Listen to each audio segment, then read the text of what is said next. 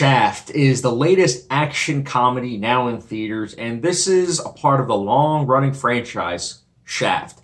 Shaft began in 1971, and then there were a couple sequels, and then there was the 2000 film with Samuel Jackson. The first one had Richard Roundtree, and this one is bringing three generations of Shafts together. And for those who don't know, I did, in fact, watch the original Shaft, and then the one with Samuel Jackson and Christian Bale.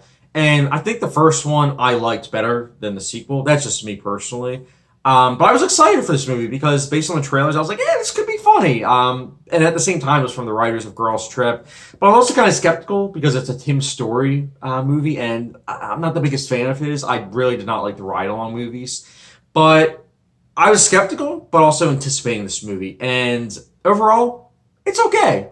It's serviceable. I think the biggest thing of this film I can easily say is that Samuel Jackson is the best part of this movie. He is charismatic. He is ageless. I mean, he's 70 years old, but he looks like he's in his 40s. It's crazy. It's crazy. I hope I look like Samuel Jackson when I'm 70, but it's just crazy.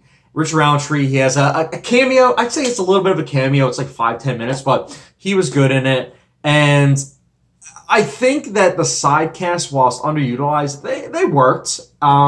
I also liked the design that this movie had, like the perspective on how the son is like the FBI and how he's trying to track someone down. Like it's film noir, but that's not the point. It's really not. The point is to have Samuel Jackson go around town beating up people and say comments that in 2019 really shouldn't be said. We'll just leave it at that.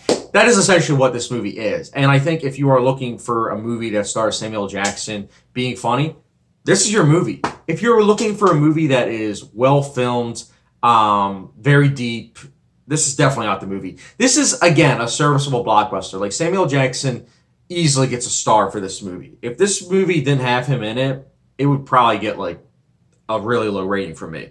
Because I had a lot of problems with this movie. I really did. I enjoyed it, again, on a surface level. But in terms of retrospect, I think my biggest problem is the fact that this movie really isn't that well shot. It's very poorly lit in a lot of scenes. The action scenes really aren't that well shot. And I thought the editing really wasn't that effective. And I think that overall, I get it, it's a comedy, so a lot of times comedies forget about stories. But I think that the story really could have been a bit more compelling. I really do think that. Because the original Shaft it was a slow burn, but the story was actually kind of decent. You know what I'm saying? But I think that this movie definitely also has a sequel syndrome, where this definitely, you could argue, does stand on its own, but it's definitely trying to build for another sequel. And I'm not going to lie, I would watch the sequel because I liked what they did with the final, 15 minutes.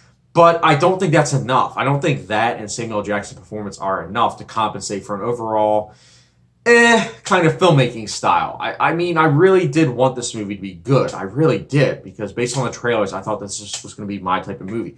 Did I laugh during it? Yeah. Did I cringe during it? Yes, that is the case. I think that some of the humor, it's funny on a surface level, but then there's other parts of the humor where it's just like, it's really misogynistic, it's really homophobic, it hits all those marks, and it's really a type of film that you really do have to shut off all parts of the brain, because if you actually start thinking about the stuff that they say, it's like, oh my goodness.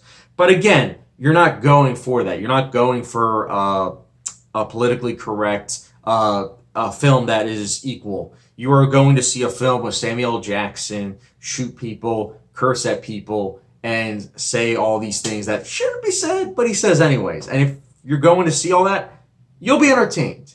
And that's why, for me personally, Shaft, even with all those negatives, I still give it a 3 out of 5 star rating, which for those that like a hot sauce rating, gets the good old Frank's Red Hot Sauce. Again, Samuel Jackson gave it an extra star. This would have been a 2 out of 5 star movie, but Samuel Jackson, he did well. Per usual.